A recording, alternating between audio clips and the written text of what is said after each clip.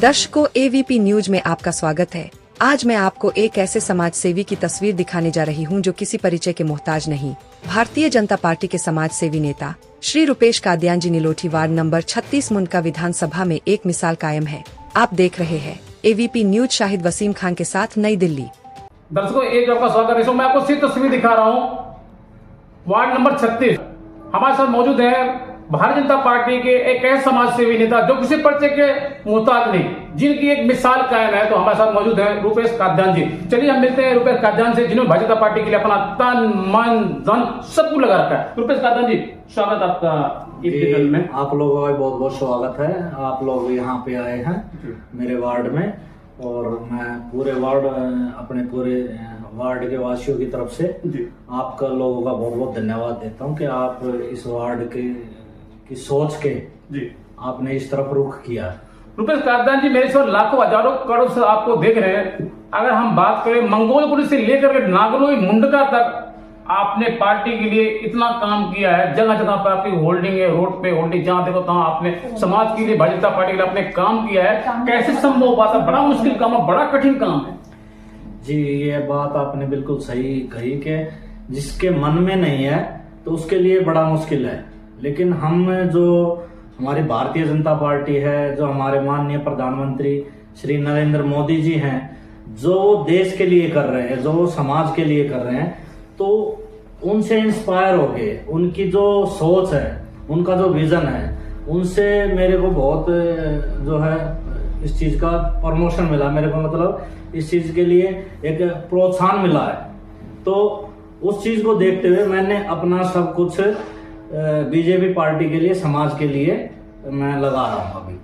रुपेश कादियान जी, जिस तरीके से भारतीय जनता पार्टी ने चुनाव में वादा किया था, होली और दिवाली पर एक सिलेंडर फ्री दिया जाएगा, 2500 रुपए महिलाओं को दिया जाएगा, जहां झुग्गी वहीं मकान दिया जाएगा, उसमें से कुछ वादे पूरे हो गए। होली और दिवाली पर सिलेंडर फ्री देने का वादा किया था भारतीय जनता पार्टी ने, वो वादा पूरे कर दिया। लेकिन लगातार आम आदमी पार्टी, विपक्ष की सारी पार्टियां आरोप लगा रही थी कब दिया जाएगा, लेकिन भारतीय जनता पार्टी ने वो वादा पूरा कर दिया। उसके विषय क्या कुछ कहना चाहेंगे? जी बिल्कुल कहना चाहूंगा मैं। मेरा जो मानना है वो ये है कि जो वादे करती है भारतीय जनता पार्टी, माननीय प्रधानमंत्री श्री नरेंद्र मोदी जी, हमारे मुख्यमंत्री श्रीमती रेखा गुप्ता जी, तो वो सिर्फ वादे नहीं होते, वो समाज के लिए एक मतलब हमारे सर पे एक बोझ होता है जी। उन्होंने जो हमारे को, भारतीय जनता पार्टी को जो चुना है, जो उन्होंने हमारे को आदर मान दिया है, तो हमारा भी फर्ज बनता है कि हम समाज के लिए, अपने देश के लिए कुछ करें। तो ये एक दो नहीं, हम लगभग सारे वादे भारतीय जनता पार्टी पूरे करेगी। लेकिन उसके लिए देश सर्वोपरि है जी।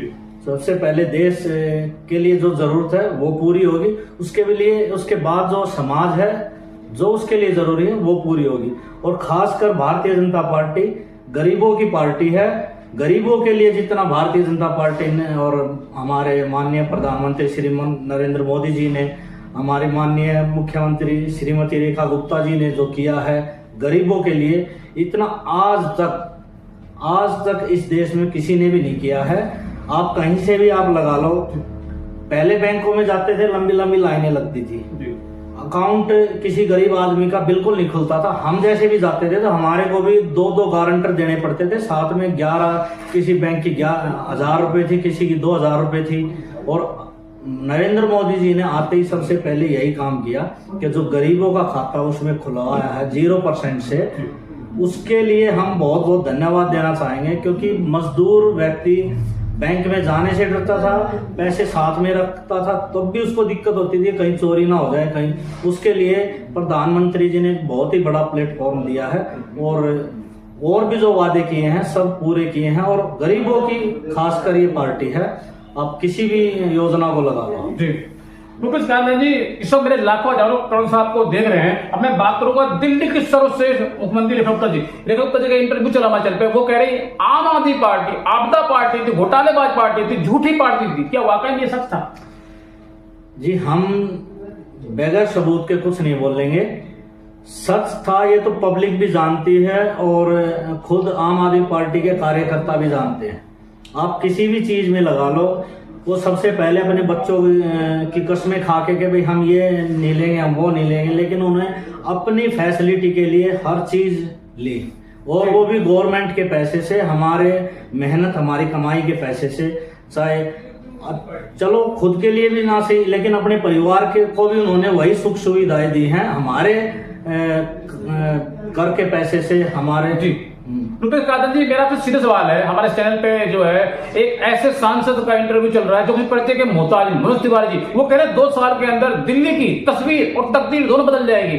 क्या ऐसा मुमकिन है? क्योंकि सवाल मैं इसलिए पूछ रहा हूं कि 11 साल से दिल्ली में आम आदमी पार्टी की सरकार थी। आम आदमी पार्टी ने वादा किया था दिल्ली को लंदन बना देंगे, पेरिस बना देंगे, लेकिन दिल्ली ना तो लंदन बनी ना पेरिस बनी, लेकिन हाँ जरूर कूड़े का पहाड़ बन गई। मैं सवाल इसलिए पूछ रहा हूं, क्या ऐसा संभव है? मनोज तिवारी जो कह रहे हैं जी, जहां चाह है वहां राह है, क्योंकि आम आदमी पार्टी ने कभी ये चाहा ही नहीं कि दिल्ली को एक साफ सुथरी राजधानी हम जो है देश को दे सके।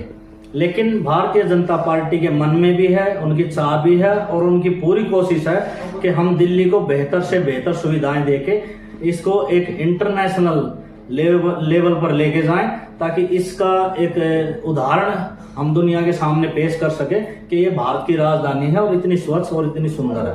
रुपेश कादन, मेरा आपसे सीधा सवाल है, जिस तरीके से अभी आपने देखा नगर निगम के 12 सीटों पे चुनाव हुए दिल्ली के अंदर, जिस तरीके से आपकी पार्टी की जीत हुई है, मेरा आपसे सीधा सवाल है, मेरे लाखों हजारों करोड़ से देख रहे हैं, वो दिन अब दूर नहीं, 2026 लग चुका है, 27 में नगर निगम का चुनाव है। तो अगर पार्टी आपको मौका देती है, आप चुनाव लड़ते हैं, चुनाव जीत जाते हैं, जिस तरीके आप समाज के लिए, समाज के लिए, जनता के लिए आप काम कर रहे हैं, सेवा कर रहे हैं समाज की, क्या चुनाव लड़ने के बाद, चुनाव जीतने के बाद इसी तरीके 24 घंटे आप समाज के लिए काम करेंगे? सीधा सवाल है जी।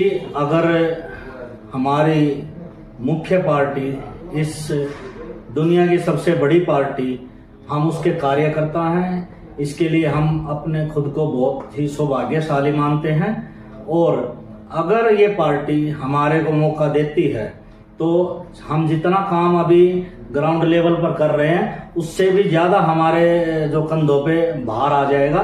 हमने, आप 24 घंटे कह रहे हो, अगर भगवान ने अगर इससे भी ज्यादा घंटे दिए होंगे तो हम पार्टी अगर हमारे को ये सम्मान देती है उसके बाद हम उससे भी ज्यादा काम करेंगे। 24 घंटे हम ग्राउंड लेवल पे लोगों के बीच में, जब हमारे प्रधानमंत्री जी एक प्रधान सेवक के रूप में काम कर रहे हैं तो हम भी एक समाज सेवक के रूप में ही काम करेंगे इस अपने वार्ड को साफ सुथरा और स्वच्छ बनाने के लिए। रुपेश कादन जी, मेरा आपसे पहला और आखिरी सवाल, जिस तरीके से दिल्ली में बुलेट ट्रेन के तरीके से विकास हो रहा, काम हो रहा है, क्या अगले 5 साल तक दिल्ली के अंदर इसी बुलेट ट्रेन के तरीके से विकास होगा? सीधा सवाल जी। मैं आपको ये बात बताना चाहूंगा कि आप बुलेट ट्रेन के तेजी से कह रहे हो, और मैं ये कह रहा हूँ बुलेट ट्रेन तो बहुत पीछे रह गई है आज के टाइम में, उससे भी आगे एक हाइड्रोजन, ठीक है, उस रफ्तार से जो है हमारे काम होंगे आने वाले समय में। हम देखेंगे 1-2 साल में इस दिल्ली की और इस एरिया की सबकी पूरी जो है तस्वीर बदल जाएगी। यहाँ आने वाला जो व्यक्ति है वो भी खुद को एक गौरवान्वित महसूस करेगा कि हम इतने अच्छे और स्वच्छ वातावरण में सांस ले रहे हैं। ठीक है रुपेश कादन जी, समय देने के लिए ये चैनल को बहुत बहुत धन्यवाद। तो दोस्तों, इस वक्त मैं आपको सीधी तस्वीर दिखा रहा हूं, हमारे साथ मौजूद थे ऐसे समाज सेवी नेता भारतीय जनता पार्टी के जो किसी पर्चे के मोहताज नहीं, रुपेश कादन जी, जिनकी वार्ड नंबर 36 में एक मिसाल कायम है, जिन्होंने भारतीय जनता पार्टी के लिए अपना तन मन धन सब कुछ लगा रखा, समाज के लिए, जनता के लिए 24 घंटे काम कर रहे हैं। और आप देख रहे हैं एबीपी न्यूज, शाहिद उसीम खान के साथ। नमस्कार।